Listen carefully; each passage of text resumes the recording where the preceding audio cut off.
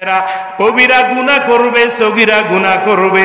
ও আল্লাহ, তোমার কাছে ফরিয়াদ জানাই, আমার উম্মতেরা গুনাহ করার কারণে এমন কোন আযাব দিও না, গজব দিও না।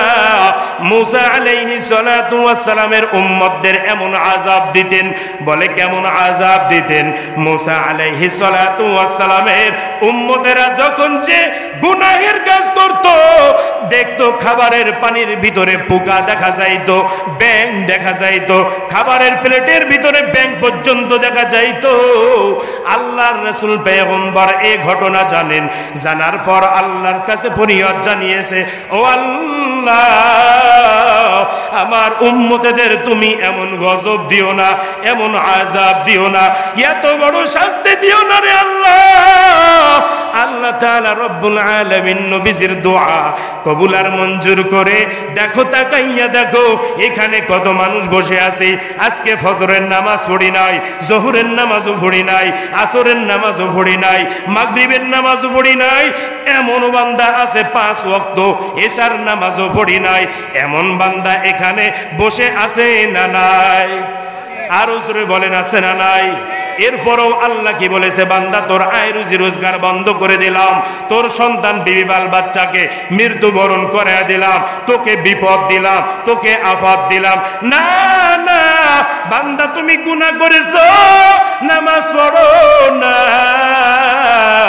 আল্লাহ স্পষ্টভাবে অপশন দিয়েছেন, বান্দা তুই যদি নিজের শয়তানের ইবলিসের ধোঁকার মধ্যে পড়ে নামাজ কাজা দাও, শয়তানি করে ফেলো, নাফরমানি করে ফেলো। আল্লাহু তাআলা উদউনি আস্তাজিব লাকুম, একবার ডাকার মতো আমাকে ডাক দাও, জীবনের পিছনের সব গুনাহ মাফ করে আমি আল্লাহ ঈমানদারের খাতায় নাম লিখে দেব।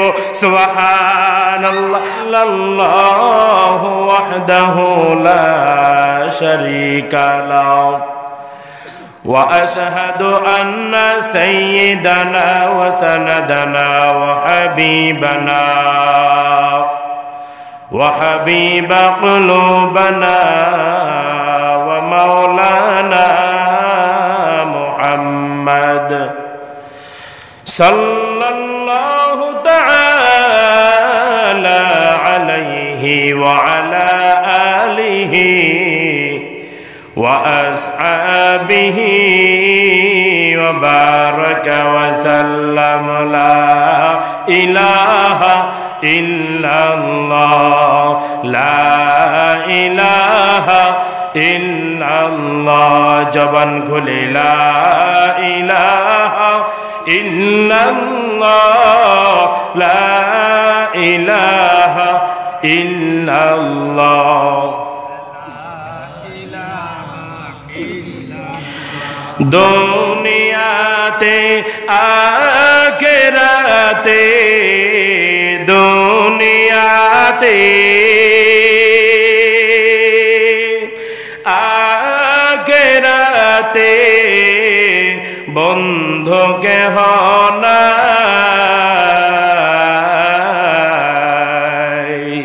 দিন থাকিতে লা ইলাহা ইল্লাল্লাহ বলো ভাই, দিন থাকিতে লা ইলাহা ইল্লাল্লাহ বলো ভাই, বলো লা ইলাহা ইল্লাল্লাহ, লা ইলাহা ইল্লাল্লাহ, লা ইলাহা ইল্লাল্লাহ, লা ইলাহা ইল্লাল্লাহ।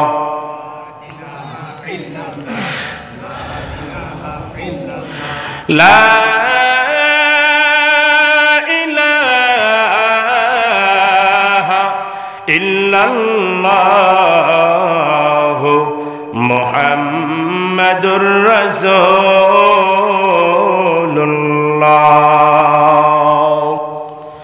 সাল্লাল্লাহু আলাইহি ওয়া আলা আলিহি ওয়া আসহাবিহি ওয়া বারাকা ওয়া সাল্লাম। আলহামদুলিল্লাহ, মহান আল্লাহ তাআলা রব্বুল আলামিনের দরবারে লাখো কোটি শুকর ও সুজুদ। যে মহান আল্লাহ তাআলা রব্বুল আলামিন আমাকে আপনাকে ভালোবেসে মহাব্বত করে আল্লাহ তাআলা রব্বুল আলামিন বিভিন্ন জায়গা থেকে বিভিন্ন ব্যস্ততার ভিতর থেকে ফারেক করে বিভিন্ন জায়গা থেকে আল্লাহ তাআলা রব্বুল আলামিন আমাকে আপনাকে যাচাই বাছাই করে আল্লাহ তাআলা রব্বুল আলামিন এ মুহতিয় জলসায় কুরআন হাদিসের মাহফিলের মজলিসে আসবার বসবার কিছু কুরআন হাদিসের কথা শুনে আমল করার তৌফিক দান করেছেন। এজন্য দিল থেকে উচ্চ আওয়াজে সকলে জোরে সোরে বলি আলহামদুলিল্লাহ। মহান আল্লাহ তাআলা রব্বুল আলামিন অত্যন্ত খুশি হয় বান্দার উপরে কখন? হাদিসের মধ্যে উল্লেখ করা হয়েছে, নবী পয়গম্বর বলেন, নবী পয়গম্বর সাহাবীদেরকে বলেন আল্লাহ তাআলা রব্বুল আলামিন অত্যন্ত বেশি খুশি হয় তখন যখন যে নিয়ামত পেয়ে বান্দা বান্দিরা তার মালিকের দরবারে আল্লাহর দরবারে নিয়ামতের শুকরিয়া আদায় করে। আল্লাহ তাআলা রব্বুল আলামিন আনন্দিত হইয়া ফেরেশতাদের মাঝে মাঝে মাঝে মাঝে বলে, ফেরেশতা জানো আমার অমুক বান্দা আমার ওই নিয়ামতের শুকরিয়া আদায় করেছে। ফেরেশতারাও বলে আল্লাহ ওই সময়ের মতো আর কোনো সময় এত আনন্দিত এত খুশি হয় না। সুবহানাল্লাহ। আর জোরে বলবেন না সুবহানাল্লাহ। এবার বলেন, এখানে আসলেন বসলেন, আমিও আসলাম, মুহতারামরা এখানে আছেন, লাভবান হইছেন নাকি ক্ষতিগ্রস্ত হইছেন? আরো জোরে বলেন। নবী কি বলে এটা শুনবেন না? নবী বলেন নিয়ত লাগবে না, বান্দা বসলো মাত্র কোরআন হাদিসের কথা শুনলো, আমুলনামা থেকে সব সগীরা গুনাহ শুকনা গাছের পাতার মতো ঝরে গেল। সুবহানাল্লাহ সুবহানাল্লাহ বলছেন বারবার বারবার বারবার। নবী কি বলে? নবী বলেন একবার সুবহানাল্লাহ যদি আমার উম্মতেরা বলে। কারা বলে? জোরে বলেন। উম্মতেরা কারা? আমরাই হলাম নবীর উম্মত। নবী পয়গম্বর বলেন একবার সুবহানাল্লাহ বললে আমল নামাই কোনো টাকা খরচ হয় না, কোনো কষ্ট হয় না, কোনো মানুষের ক্ষতি হয় না। আমল নামাই 700 থেকে 750 নেকি তার আমল নামাই জমা করে দেওয়া হয়। সুবহানাল্লাহ। শুধু তাই নয় রে বাবা, ভালো করে শুনো, নবী পয়গম্বর বলেছেন, বারবার বারবার বলেছেন, একবার সুবহানাল্লাহর আওয়াজ যদি স্পষ্টভাবে জারি করে দেওয়া হয়, একবার যদি সুবহানাল্লাহ পড়া হয়, নবী পয়গম্বর বলেন তার জন্য জান্নাতের ভিতরে একটা ছায়াদার গাছ তৈরি হয়ে যায়। সুবহানাল্লাহ। গাছের এরিয়াটা কত বড় হবে রে বাবা, ভালো করে শুনো, শুনে এই অনুযায়ী আমল করার চেষ্টা করব তো ইনশাআল্লাহ। নবী পয়গম্বর বলেন একটা জান্নাতের ভিতরে সুবহানাল্লাহ বলার কারণে একটা গাছ তৈরি হয়, ছায়াদার গাছ। এই গাছের সীমা কত বড়, একটা তেজে ঘোড়া যদি 500 বছর ধরে দৌড়ায়, ঘোড়ার হায়াত শেষ হয়ে যাবে, কিন্তু সেই গাছের ছায়া আর সীমানা বিন্দু থেকে বিন্দু পরিমাণ শেষ হবে না। সুবহানাল্লাহ। বুঝা গেল? এটা আখির জামানার নবীজির উম্মতদের পাওয়ার। সুবহানাল্লাহ। কোন নবী? আরো জোরে বলেন। আখির জামানার নবী আমরা সবাই চিনি, নাম বলেন, অনেকে নাম জানেই না। কথা বলেন ঠিক কিনা? এমন মুসলমান দুনিয়ায় আছে না নাই?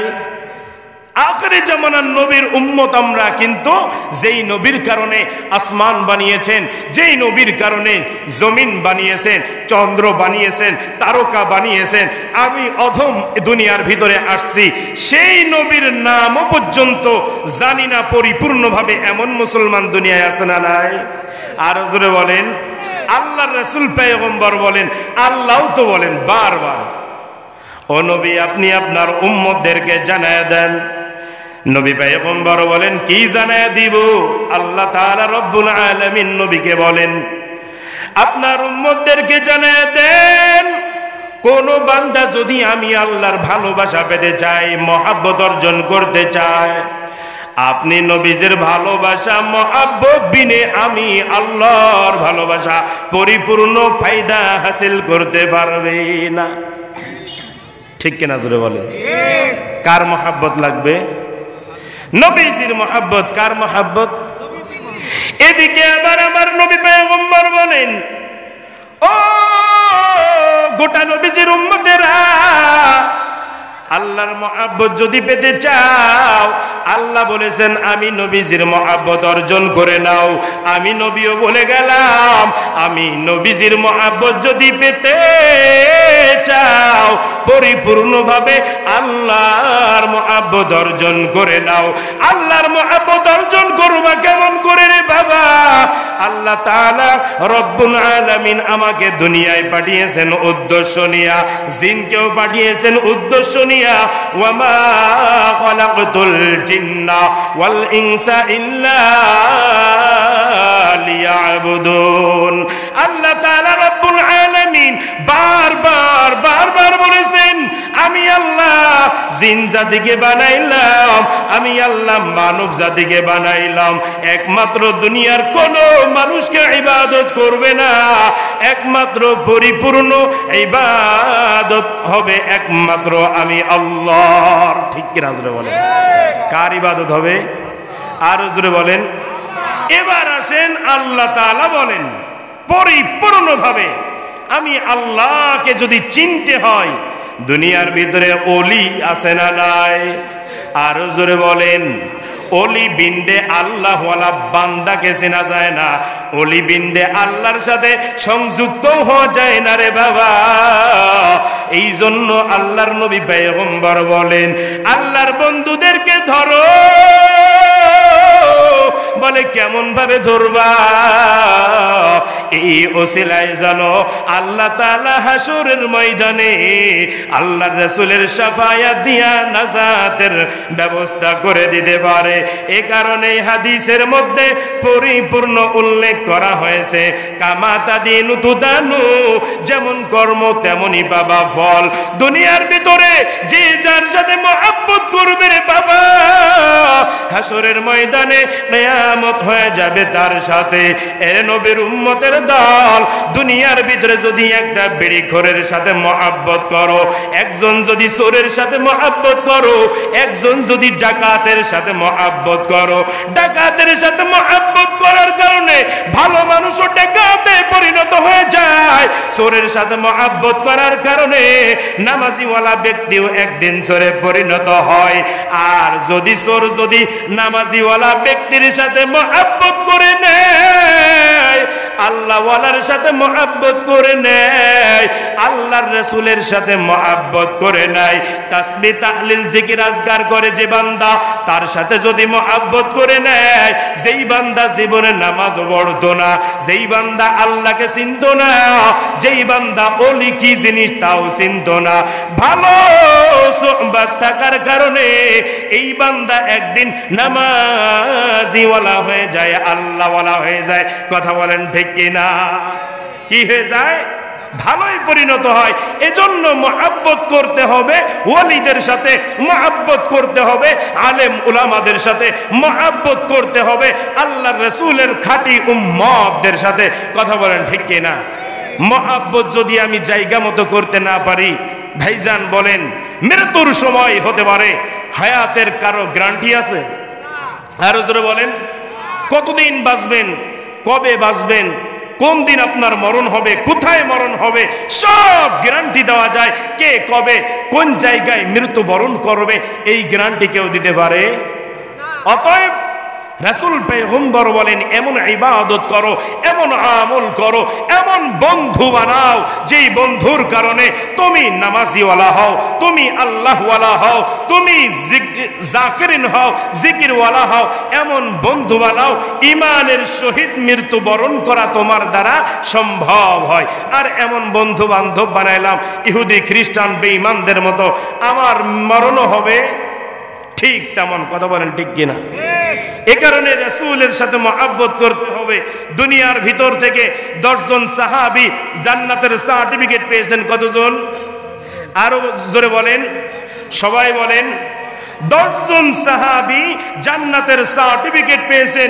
এই 10 জন সাহাবী জান্নাতের সার্টিফিকেট পেয়েছেন। বলেন এই 10 জন সাহাবী আল্লাহর রাসূলের বিরুদ্ধাচরণ করে জান্নাতের সার্টিফিকেট পেয়েছেন নাকি মহব্বত করে পেয়েছেন?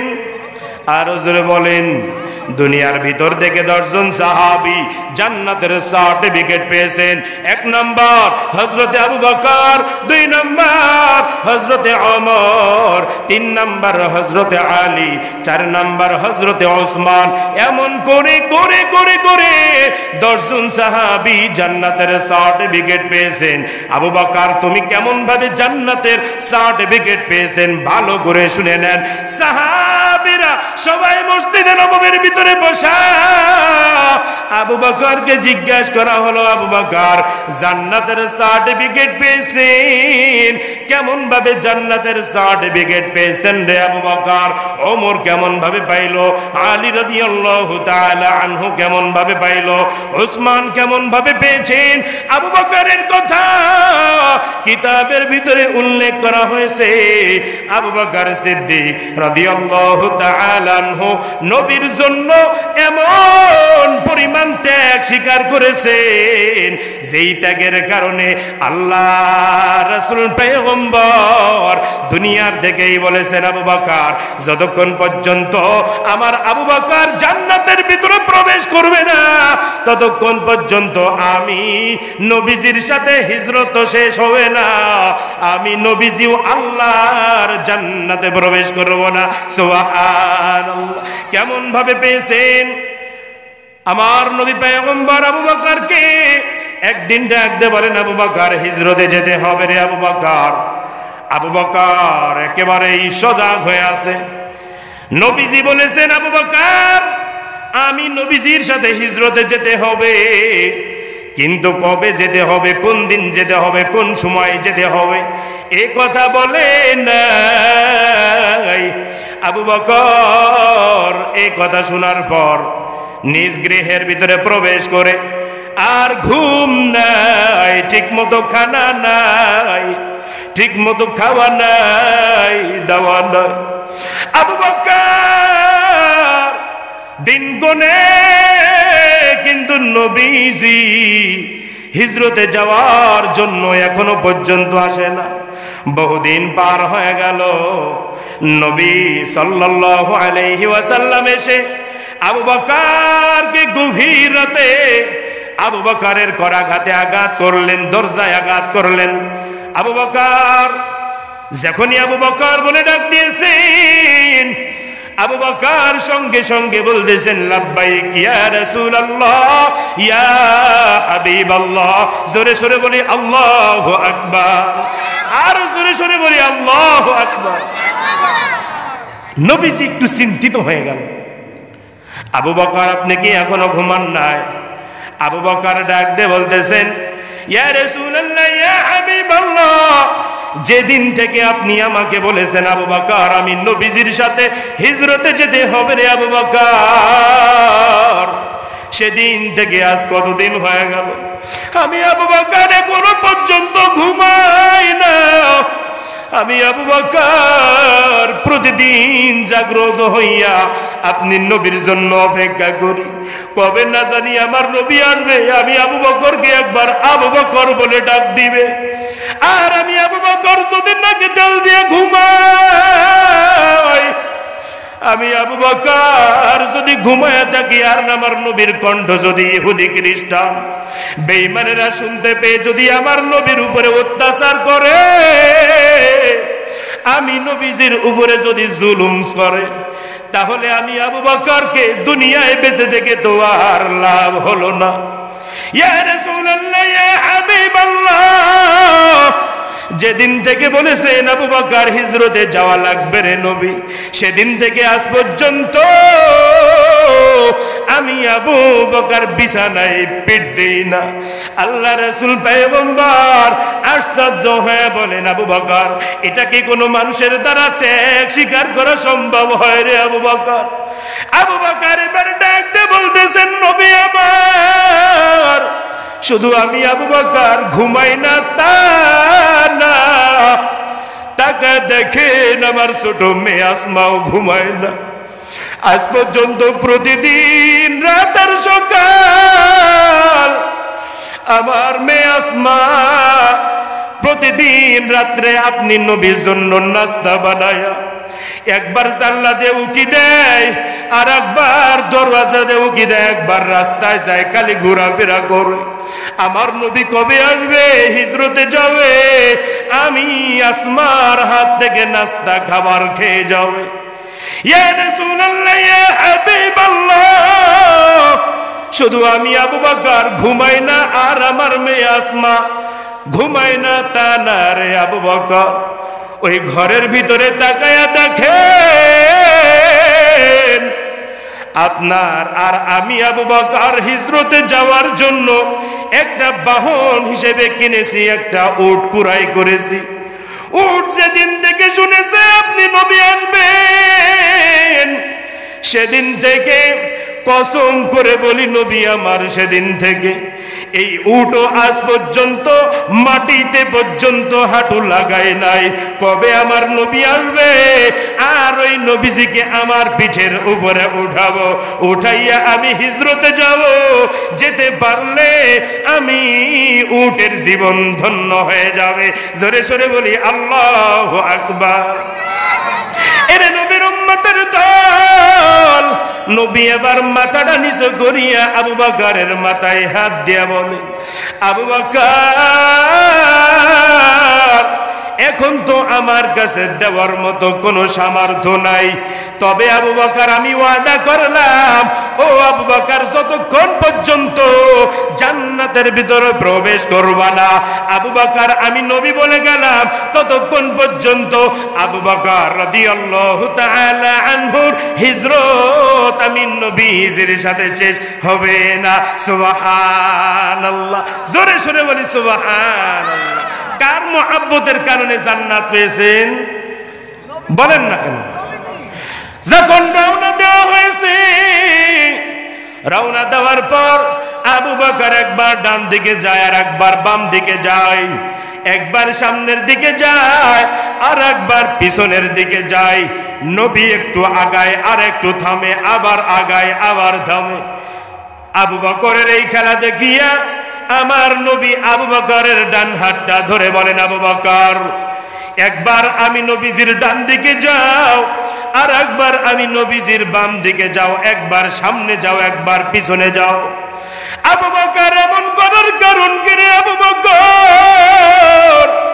আবু বকর বলে, ইয়া রাসূলুল্লাহ, ইয়া হাবিবাল্লাহ, আপনি নবীজির সাথে আমি আবু বকর হিজরতে যাইতে আছি। যখন আমি আপনার ডান দিকে থাকি মনে হয় যেন পাহাড়ের কোন পাশে আপনি নবীজির শত্রুরা গোপন ভাবে লুকায় আছে তীর খাড়া করে।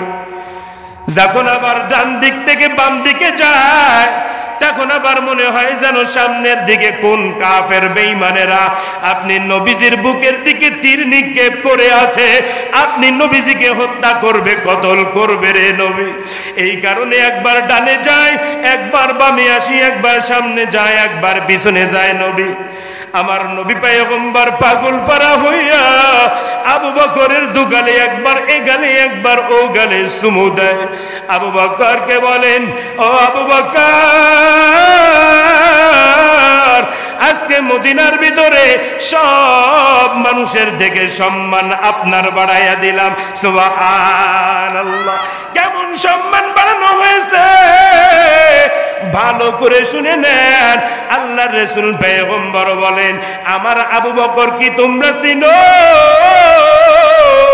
সাহাবীরা বলে, হ্যাঁ আমরা সবাই চিনি। বলে, না না, ভালো করে চিনতে পারো না। মেরাজের রাত, এটা হলো রজব মাস, রজব মাসেই তো মেরাজ গমন করেছেন আমার নবী পয়গম্বর। ওখান থেকে 50 ওয়াক্ত নামাজ নিয়ে আসছেন। আসার পরে সর্বপ্রথম আবু বকরকে বলেন, ইয়া আবু বকর, গতকাল রাত্রে আমি রাসূল পয়গম্বর মেরাজ করে আসলাম, আল্লাহর জান্নাত দেখে আসলাম, আল্লাহর জাহান্নামও দেখে আসলাম, আল্লাহর সাথে ভালোবাসা অর্জনে মিলিয়ে গেলাম। আবু বকর আপনি কি বিশ্বাস করেছেন? আবু বকর কোনো চিন্তা নাই, আবু বকর কোনো ভাবনা নাই। আবু বকর দেরি না করিয়া আবু বকর সাথে সাথে বলেন, কদ সাদ্দাকতার রুইয়া ইন্না কাযালিকা নাজজিল মুহসিনিন। সাথে সাথে আবার বলেন, কদ সাদ্দাকতা ইয়া হাবিবাল্লাহ। আল্লাহ, ইয়া রাসূলুল্লাহ, ইয়া হাবিবাল্লাহ, আপনি যে মেরাজ করেছেন, আল্লাহর জান্নাত দেখতে গিয়েছেন, আল্লাহর জাহান্নাম দেখতে গিয়েছেন, বিন্দু পরিমাণ মিথ্যা নয়। ইয়া রাসূলুল্লাহ, ইয়া হাবিবাল্লাহ, গতকাল আপনি মেরাজ ভ্রমণ করেছেন, বিশ্বাস করে নিলাম। আল্লাহর রাসূল পয়গম্বর আবু বকরকে বলেন, ইয়া আবু বকর, কোনো চিন্তা করলা না, কোনো ভাবলাও তো ভাবলা না, দেরিও করলা না, সাথে সাথে কেমন ভাবে বিশ্বাস করলা রে আবু বকর? আবু বকর ডাকতে বলতেছেন, ইয়া রাসূলুল্লাহ, ইয়া হাবিবাল্লাহ, যতদিন আপনার সাথে ঘুরলাম ততদিন দেখলাম আমার মায়ার নবী, আমার দয়ার নবী জীবনে কোনদিন মিথ্যা কথা বলে নাই। আজকে যে আমি আবু বকরের সাথে মিথ্যা কথা বলবে এটাও তো সম্ভব নয়। আপনি যাহা বলেছেন সাথে সাথে এটাই সত্য বলেছেন। আবু বকর বলেন, আল্লাহর রাসূল আবু বকরকে বলেন, আবু বকর, আমার কাছে দেওয়ার মতো কোনো সামর্থ্য নাই। আবু বকর যাও, তোমার নাম এতদিন ছিল আবু বকর, আজকে আমি নবীজি খুশি হইয়া তোমার নামের সাথে নাম উপাধি দিলাম সিদ্দিক। সুবহানাল্লাহ। সেদিন থেকে আবু বকর সিদ্দিক রাদিয়াল্লাহু তাআলা আনহুর নামের সাথে সিদ্দিক নাম উপাধি দিলেন আমার রাসূল পয়গম্বর। কেন? শুধু মহব্বত করার কারণে আর নবীজির কথা বিশ্বাস করার কারণে। সুবহানাল্লাহ। এবার বলেন, যেই নবীজি আল্লাহ পাঠিয়েছেন এই নবী সত্য না মিথ্যা? আরো জোরে বলেন। এই সত্য বলার ভিতরেও সাউন্ড যাদের কম, নিশ্চয় মনে মনে সন্দেহ আছে। আরো জোরে বলেন, সন্দেহ আছে? নবী সত্য না মিথ্যা? হাসরের ময়দানে নবী পয়গম্বর বলেন, এবং কিতাবে উল্লেখ করা হয়েছে অন্য কোন নবীজিরাও পর্যন্ত, সাহাবীরা পর্যন্ত এই নবীজির উম্মতদের আগে জান্নাতে প্রবেশ করবে না। সকলে বলি সুবহানাল্লাহ। কেমন মান, কেমন মর্যাদা দান করেছেন আমার নবী হযরতে মুহাম্মদ মুস্তাফা সাল্লাল্লাহু আলাইহি ওয়াসাল্লামের উম্মতদের কেমন মান, কেমন মর্যাদা দান করেছেন আমার নবী পয়গম্বর হযরতে মুহাম্মদুর রাসূলুল্লাহ সাল্লাল্লাহু আলাইহি ওয়াসাল্লামের। সকলে বলি সুবহানাল্লাহ। অন্যান্য নবীজিরা পর্যন্ত এই নবীজির উম্মত হওয়ার জন্য হাওয়াও করে কান্না করেছেন, ইয়া আল্লাহ, আমাদের নবুয়তিত্ব বাদ দিয়ে দেন, আমাদের আর নবীগিরি লাগবে না, আখিরি জামানার নবীজির উম্মত হিসাবে আমাদেরকে দুনিয়ার ভিতরে একদিনকির জন্য হলেও পাঠিয়েন। সকলে জোরে জোরে বলি সুবহানাল্লাহ। কেমন মর্যাদা দান করেছেন শুনবেন নাকি? আরো জোরে বলেন। এ নবীর উম্মতের দল, আল্লাহর গোলাম, আল্লাহ তাআলা রব্বুল আলামিনের নবী পয়গম্বর গত কয়েকদিন আগে হজ করে আসলাম, উমরা হজ। নবীজির রওজা যখন জিয়ারত করতে দাঁড়াই, চোখ দিয়ে আর পানি ঠেকায় রাখা যায় না। আজকে যখন মসজিদে নববীর ভিতরে বসে বসে কোরআন তেলাওয়াত করি, খালি মনে হয় আজকে যদি আমার নবী দুনিয়ায় বেঁচে থাকতেন, হয়তোবা আমাদের পাশে এসে বসে সেই কোরআন তেলাওয়াত শুনতেন। আর নবী যদি বেঁচে থাকতেন, এই দুনিয়ার ভিতরে কোনো গরিব থাকতো না, কোনো হতভাগা থাকতো না, দুর্ভাগ্যবান ব্যক্তি থাকতো না। ঠিক কিনা জোরে বলেন? কারণ নবীজির দোয়ার কত পাওয়ার, কত পাওয়ার। নবীজি আমাদের উম্মতদের জন্য, নবীজির উম্মতদের জন্য 3টা দোয়া করেছেন। তার ভিতরে 1 নাম্বার দোয়া করেছেন, আমার উম্মতেরা কবিরা গুনাহ করবে, সগীরা গুনাহ করবে, ও আল্লাহ তোমার কাছে ফরিয়াদ জানাই, আমার উম্মতেরা গুনাহ করার কারণে এমন কোন আযাব দিও না, গজব দিও না। মুসা আলাইহিস সালাতু ওয়াস সালামের উম্মতদের এমন আযাব দিতেন, বলে কেমন আযাব দিতেন? মুসা আলাইহিস সালাতু ওয়াস সালামের উম্মতেরা যখন যে গুনাহের কাজ করত, দেখতো খাবারের পানির ভিতরে পোকা দেখা যাইতো, ব্যাঙ দেখা যাইতো, খাবারের প্লেটের ভিতরে ব্যাঙ পর্যন্ত দেখা যাইতো। আল্লাহর রাসূল পয়গম্বর এই ঘটনা জানেন, জানার পর আল্লাহর কাছে ফরিয়াদ জানিয়েছে, ও আল্লাহ, আমার উম্মতেদের তুমি এমন গজব দিও না, এমন আযাব দিও না, এত বড় শাস্তি দিও না রে আল্লাহ। আল্লাহ তাআলা রব্বুল আলামিন নবীজির দোয়া কবুল আর মঞ্জুর করে দেখো, তাকাইয়া দেখো এখানে কত মানুষ বসে আছে। আজকে ফজরের নামাজ পড়ি নাই, জোহরের নামাজও পড়ি নাই, আসরের নামাজও পড়ি নাই, মাগরিবের নামাজও পড়ি নাই। এমন বান্দা আছে 5 ওয়াক্ত এশার নামাজও পড়ি নাই, এমন বান্দা এখানে বসে আছে না নাই? আর জোরে বলেন আছে না নাই? এরপরও আল্লাহ কি বলেছে, বান্দা তোর আয় রুজি রোজগার বন্ধ করে দিলাম, তোর সন্তান বিবি বাল বাচ্চাকে মৃত্যুবরণ করে দিলাম, তোকে বিপদ দিলাম, তোকে আফাত দিলাম। না না বান্দা, তুমি গুনাহ করেছো, নামাজ পড়ো না। আল্লাহ স্পষ্টভাবে অপশন দিয়েছে, বান্দা তুই যদি নিজের শয়তানের ইবলিসের ধোকার মধ্যে পড়ে নামাজ কাজা দাও, শয়তানি করে ফেলো, নাফরমানি করে ফেলো। قال الله تعالى উদউনি আস্তাজিব লাকুম, একবার ডাকার মতো আমাকে ডাক দাও, জীবনের পিছনের সব গুনাহ মাফ করে আমি আল্লাহ ঈমানদারের খাতায় নাম লিখে দেব। সুবহানাল্লাহ। আল্লাহ পারে কি পারে না? জোরে বলেন, আর জোরে বলেন, পারে কি পারে না? হাসরের ময়দানে সেই জিনিসের প্রমাণ পাওয়া যাবে। বলে কেমন ভাবে যাবে? আল্লাহর অন্তরে 100% মহাব্বত, ভালোবাসা, 100% ভিতরে, গোটা দুনিয়ার ভিতরে স্ত্রী বিবি বাল বাচ্চার জন্য, বিবি বাল বাচ্চা সন্তানের জন্য, দুনিয়ায় মানুষ মানুষের জন্য সব 100% মহাব্বত থেকে মাত্র 1টি ভাগ দুনিয়ার ভিতরে ছড়ায়া দিয়েছেন, আর বাকি 99% মহাব্বত আল্লাহ তাআলা অন্তরে জমা করে রেখেছেন। যে এই 99% ভালোবাসা, মহাব্বত আমি আল্লাহ হাসরের ময়দানে ইন্নাহু হুয়াল গফুরুর রহিমের পাওয়ার দিয়া আমার বান্দা বান্দীদের সামনে প্রকাশ করে দিব। সুবহানাল্লাহ। কেমন ভাবে প্রকাশ করবে রে বাবা? ভালো করে শুনে নেন। কোন বান্দা জাহান্নামী হয়ে যাইতে আছে, কোন বান্দা নাফরমানি করার কারণে দোজখে চলে যাইতে আছে। আল্লাহর কাছে ফেরেশতারা সব নিয়ে যাবে, ও আল্লাহ, আপনার এই ফেরেশতা, আপনার এই বান্দা জাহান্নামী হয়ে যাইতে আছে, দোজখের ভিতরে চলে যাবে। আল্লাহ তাআলা রব্বুল আলামিন বলবে, এরে আমার আদরের ফেরেশতা, বান্দার আমলনামার সব খাতা কি দেখা হয়ে গেছে? বলে সব দেখা হয়ে গেল। বলে এরপরও কি জাহান্নামী হয়ে যাইতে আছে? ফেরেশতারা বলবে হ্যাঁ, জাহান্নামী হয়ে যাইতে আছে। আল্লাহ বলবেন, এরে আদরের ফেরেশতা, আমলে সালেহের খাতা কি খুলেছো? নফল ইবাদতের খাতা কি খুলেছো? ফেরেশতারা বলবেন না না, এখনো খুলি নাই। খাতা উল্টাবা, উল্টায়া দেখতেছে গরিনাথপুরে একটা ইসলামী জলসার ভিতরে কোরআন হাদিসের মাহফিলের ময়দানে কতগুলো মানুষ ধৈর্য সহকারে শীতের ভিতরে বিবি বাল বাচ্চা ছেড়ে, আত্মীয় স্বজন ছেড়ে এসে এখানে কোরআন মাহফিলের বয়ান শুনেছে।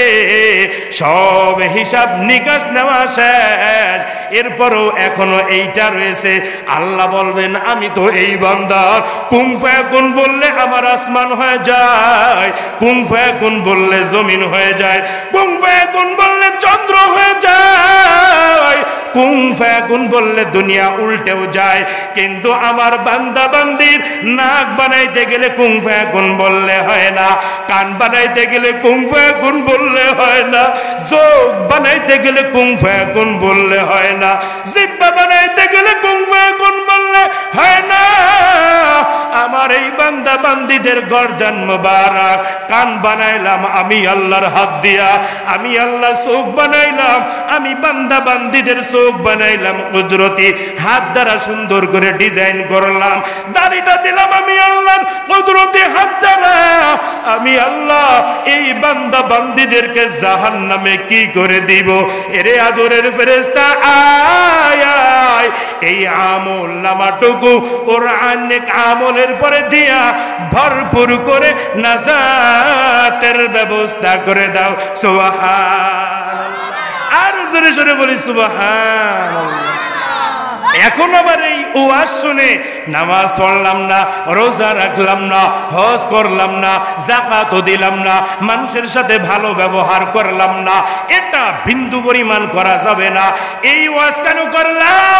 বান্দা তোমার 20 বছর বয়স হয়েছে, 50 বছর বয়স পার হয়ে গেল, অমুরব্বী চাচা 60 বছর বয়স পার হয়ে গেল, কিন্তু মনে রাখতে হবে 50 বছরে যত গুনাহ করলাম, 10 বছরে যত গুনাহ করেছি, এই বয়ানটা হলো পিছনের গুনাহ। সব আল্লাহর উপরে নত হইয়া পিছনের সব গুনাহের জন্য মাফ চাওয়া দরকার আছে না নাই? আরো জোরে বলেন। অবশ্যই মাফ চাওয়ার দরকার আছে।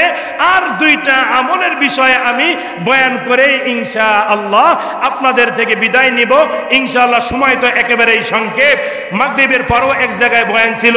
এক কথাই এই রজব মাসে যত জায়গায় বয়ান করেছি দুইটা বিষয়ের প্রতি, আমলের বিষয়ের প্রতি সবাইকে বলেছি। আপনারাও পারবেন তো ইনশাআল্লাহ? আরো জোরে বলেন, পারবেন তো ইনশাআল্লাহ? ইনশাআল্লাহ মানতেই হবে ইনশাআল্লাহ, চেষ্টা করব, পারবো তো ইনশাআল্লাহ? সবাই একটু জিকির করি, লা ইলাহা ইল্লাল্লাহ, লা ইলাহা ইল্লাল্লাহ। দুনিয়ার ভিতরে এমন কোন ডাক্তার আছে ভাইজান, যেই ডাক্তার একটা ট্যাবলেট খাওয়াবে, দাম হলো 50 লক্ষ টাকা। ভালো করে শুনেন, দাম হলো 50 লক্ষ টাকা। একটা ট্যাবলেট খাইয়া একদিন নয়, 2 দিন নয়, মাত্র 1 ঘন্টা হায়াত বৃদ্ধি করে দিবে। এমন কি দুনিয়ার ভিতরে ট্যাবলেট হয়েছে? আরো জোরে বলেন না না। আর নবী পয়গম্বর, এটা হলো রজব মাস, শাবান মাস আসতেছে, আর মাত্র 1-2 দিন বাকি। রজব মাসে নবী পয়গম্বর বলেছেন এই দোয়া যদি মাগরিবের পর এবং ফজরের পর 3 বার করে তেলাওয়াত করা হয়, একটু জোরে বলবেন সুবহানাল্লাহ। 3 বার তেলাওয়াত করার কারণে ওই বান্দার 11 মাস হায়াত বৃদ্ধি হয়ে যাবে। সুবহানাল্লাহ। কয় মাস? আরো জোরে বলেন। আমার সাথে সবাই পড়তে পারবেন তো ইনশাআল্লাহ? সবাই পড়েন, আল্লাহুম্মা বারিক লানা ফি রজবা ওয়া শাবান ওয়া বাল্লিগনা রমাদান। আল্লাহুম্মা বারিক লানা ফি রজবা ওয়া শাবান ওয়া বাল্লিগনা রমাদান। আল্লাহুম্মা বারিক লানা ফি রজবা ওয়া শাবান ওয়া বাল্লিগনা রমাদান। কোন বান্দা যদি 3 বার পড়ে, আমার নবী পয়গম্বর বলেন আগামী 11 মাস হায়াত বৃদ্ধি হয়ে যায়। 2 নাম্বার, আল্লাহ তাআলা রব্বুল আলামিন বলেন ওই বান্দাকে হাসরের ময়দানে নাজাত দিয়ে দেওয়ার জন্য আমি আল্লাহ নিজেকে নিজে মনে করি পরিপূর্ণভাবে ওয়াজিব হয়ে যায়। সুবহানাল্লাহ। আল্লাহ আমাকে আপনাকে আমাদের সবাইকেই কবুল